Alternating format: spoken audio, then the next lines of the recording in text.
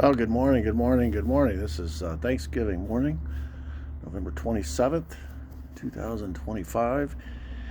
And I feel the need to add an addendum to yesterday's video, which was chapter 38, I believe. I woke up in the middle of the night and I had listened to my video, as I always do, just to kind of proof it. And I think as I woke up in the night, I realized I had not clarified, or I wanted to clarify, LBJ and his role in the assassination plot. Sometimes I do so many of these videos and some of the content overlays or overlaps each other. I've said it in previous videos or other places, and I make the assumption that everyone who is listening to this video has heard my earlier stuff and can make the connections.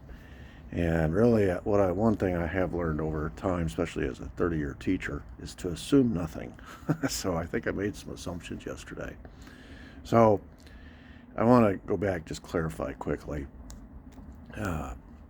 If you have been with me throughout or for any length of time, you know the history of the CIA, for example. I went through that. In 1947, the National Security Act was passed, and there were two parts to that bill. There was the declassified part, which created a national security, it created an NSA, it created a CIA, and several other things. And the CIA's marching orders or mandate was, and this is what the public was aware of, to collect intelligence, analyze it, and report it to the president. That was its mandate, and to operate on foreign soil. However, there was a classified part of the bill that the public was not aware of, and some think even Harry Truman was not aware of, per his op-ed to the Washington Post after the JFK assassination, when he bemoaned the fact that the CIA had become a covert operator and creating and carrying out its own foreign policy, creating a mess around the world. And the question was, well, if you signed it into law, didn't you realize that this could possibly happen? Unless, of course, it was hidden from him, and he signed what he thought the CIA was supposed to do, and that was to collect, analyze, and report intelligence. Not aware of, or unaware, whether unwittingly or however, by whatever means, of the covert capabilities. Anyway, this classified part of the bill created a subcommittee, a super secret subcommittee called the 5412 Committee. And its job was to carry out covert operations around the world, all in the name of stopping the spread of communism. That was the pretext. And it created a power structure. The power structure was chairperson of the 5412 Committee was whomever the vice president was at that time. And we went through a long list of covert operations under the leadership, the chairmanship of Vice President Richard Nixon from 52 to 60. In fact, that's when the CIA went rogue. The combination of Richard Nixon chairing the subcommittee and Allen Dulles, director of the CIA. But then Nixon did not win the election in 60. JFK did, and he brought with him a new vice president. His name was Lyndon Baines Johnson. So, as per the law, the way it's written, whomever the current vice president is or was, is the chairperson of that 5412 Committee. In other words, in charge of all covert ops. Now, we have learned that there were several covert ops that were ongoing during the Kennedy administration that LBJ would be over in his function as chairperson of the 5412 Committee. Operation Mongoose was one of them. ZR Rifle was another. Operation Northwoods was another. And Executive Action, two of those four are assassination programs. Operation Northwoods it can be argued was also an assassination program, or could be an assassination program. So that puts LBJ square in the middle of this whole arrangement. He is leading during the time that his boss is the president, is JFK. During that time, LBJ is in charge of chairing this 5412 committee and all of their covert ops around the world. In other words, he has, in a practical sense, more operational control over the CIA than his boss does, especially with respect to the covert ops. And of course, I've tried to make the case that Dallas was a covert op, and that the overall operation was Northwoods, and the specific carrying out of the target was ZR Rifle. And those were both proposed and carried out, became operational under the leadership of LBJ.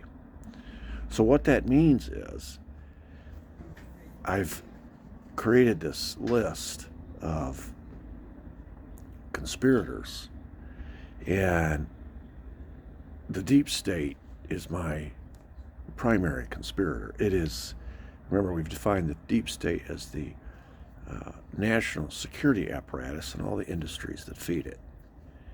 And so as my first and main suspect, I have the national security apparatus working in conjunction with these industries, these oil companies, these construction companies, most of them out of Texas, these big companies that stand to benefit from a change in policy, specifically with regards to Vietnam War. And they financed much of this. The mob would be included in that because they had, that's private industry, right? The S-Force was being paid for by the skim from 2 casinos in Las Vegas, operating under the leadership of Sam Giancana and the Chicago crime family. So all of that combines to create a deep state. It's the national security apparatus, which we've learned was the CIA and the Pentagon. And of course, the FBI had its role to play as well. But I'm focusing on the CIA because the FBI's role was mainly in the cover-up. But as far as the planning and the carrying out and the creating of assets, use of assets, and creating of a patsy, and using military intelligence and military autopsy, and all the financing to pay for all this, it required the CIA, it required the Pentagon, and it required all these industries, these military-industrial this military-industrial complex, these industries that want a war in Vietnam to pay for all this. These industries represent the mob that want retaliation against Kennedy for double-crossing the mob. That's the deep state I'm talking about. So included in that would be the CIA, the Pentagon, and LBJ, because he is at the apex of this covert operational capability of the CIA. He is in a position to know. He has the statutory authority, according to the law, the way it's written. In other words, he has the obligation to know, because he's in charge. These things are happening under his watch. And of course, I tried to paint a picture in my Pentagon video that many of these players thought it was the patriotic thing to do to protect the national security of the United States from a weak president, a compromised president, a traitorous president. I could go on and on. They thought they were doing their patriotic duty, which, remember now, the pretext for all these covert ops under 5412 committee was all they had to do was say that they were trying to fight back against communism, stop the spread of communism. An argument could be made, and I've heard several from people that take their position, that these deep state operators were protecting the United States from a weak, compromised, and traitorous leader. And so they carried out these covert ops, in their view, doing their patriotic duty. And LBJ was one of these conspirators. And of course, he served a special function because he was going to ascend to the throne. He's going to be the new president. And so they stood to gain a lot from his involvement, first in greenlighting the covert operations to begin with. Secondly, because he had ties to the state of Texas that ran very deep and could control the investigation, could control the pre-assassination planning, could control the post-assassination investigations, state investigations, even federal, because he's now the president. Could also give access to all this Texas money that had been supporting him for years and would be delighted with a LBJ presidency, because that would represent a change in Vietnam War policy, for example. He provided access to all that, plus his special relationships with J. Edgar Hoover of the FBI, with Rowlett from the Secret Service. There was no one more pivotal location or proximity to all the major players than LBJ. He was the sort of like the number one draft choice of this conspiracy because of all that he brought with him. So I separate the conspirators for the purposes of organizing my videos, but the deep state plot really involved three separate conspirators: the CIA, the Pentagon, actually more than three: the CIA, the Pentagon, LBJ, and all those industries, those private sector industries. Most of them come from Texas. So that's really my number one suspect in this whole thing, is this deep state that involves those four entities. And I did mention in my video yesterday that the unique quality of LBJ was that he was a person. All the power that these other entities had were wrapped up in agencies or statutory power or laws that had given them that power, or money that they had. But not LBJ. LBJ's power was wrapped up in his own person. And he, by himself, brought as much to the table as any other entity did, single-handedly. We're going to learn that he even brought his own personal hitman to the equation to help with the plot in Dealey Plaza. So when I say deep state, remember what I mean. It's the national security apparatus, which would be the CIA, the FBI, and LBJ in this case, and all the industries that feed it, all the oil companies, Brown and Root Construction, Bell Helicopter, on and on. But also including casinos in Las Vegas that were financing the mechanics that would actually be the assassins who pulled the triggers that day. So off the books cash producers, so to speak, off the books financing of these off the books operations. So that's what I'm talking about when I talk about deep state. National security apparatus, CIA, Pentagon, FBI, LBJ, and then all the industries that feed it. So whenever I say deep state, that's what I'm talking about. And there's a lot of players involved in all of that. Then we will get into the ancillary suspects, the ones that become mechanics. They carry out specific functions. They have motives to want to get rid of JFK too, but they didn't plan it. They weren't organizing it. They got recruited into it for the special skills and expertise that they brought. For example, the Cubans were trained as gunmen, and they were expendable. For example, the mob was needed for their money and for their special skills in getting rid of witnesses or loose ends afterwards, like Jack Ruby got rid of Lee Harvey Oswald. And then lastly, the Secret Service. And that was a necessary component because you can't assassinate a president if the Secret Service does its job.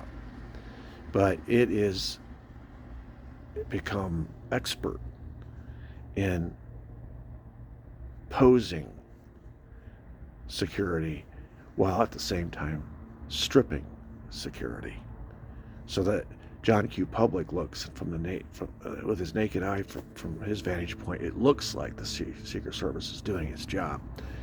But to anyone who knows, they have stripped away all the security at the pivotal moment to allow for the hit to take place. We'll get into all the details, but that's where I'm headed with this. This is why I include all this.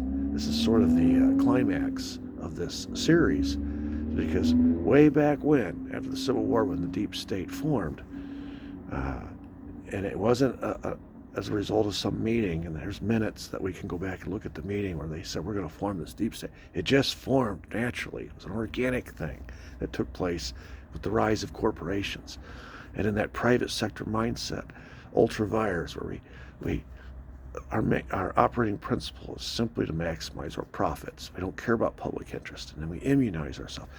After World War II, that got integrated into the public sector. And so now these deep state actors are not acting in the public interest, they're acting in their own interest, and they immunize themselves, and that's a very important function that LBJ will bring to this whole conspiracy afterwards. It's all done. The new president of the United States will tie off all the investigations so that the blame falls on the patsy. It's another very important function of LBJ. So they adopt that. And so if you are immunized and you're operating in your own interest, you don't care about public interest, it's not a big leap to start committing treason, whereby you aid and abet the enemy, like we saw with Allen Dulles at the end of World War II, where you betray your own country and get them into wars that the public, if they knew the truth, they would not have supported the war. Saw that over and over again. Or you overthrow your own government, like they tried to do with FDR, like they're going to succeed in doing with JFK and later with Nixon. And then, or if you actually kill the king, which they're going to succeed in doing in Dallas. So it's a slippery slope once you start down that road, and we started down that road 100 years prior, and the outcome, the result of that, is Dallas, November 22nd, 1963. And then it becomes a successful mission, and then it becomes a template for future missions. And we'll get into that later when we talk about RFK. But I wanted to clarify that. So just in review, when I talk about the suspects or the conspirators, the JFK assassination, it starts with the deep state. And when I say deep state, I'm talking about the national security apparatus, which was the CIA and the FBI, which played its role, which we'll talk about later, and the Pentagon, but also LBJ, because LBJ was the chairperson of the 5412 committee, and as such had complete supervision of all covert ops. And so he was included in that. And then, of course, the industries that feed it would include the oil companies, the mafia casinos, the Brown and Root construction, Bell Helicopter, all these Texas industries that wanted to see an LBJ presidency. And then the ancillary conspirators are the ones who are brought in because of their special skill, their special expertise. That would be the Cubans, the mob, and the Secret Service. So I hope that clears it up and prepares the way for Chapter 39, which will come next week. Thank you. I hope everybody has a great Thanksgiving, and God bless.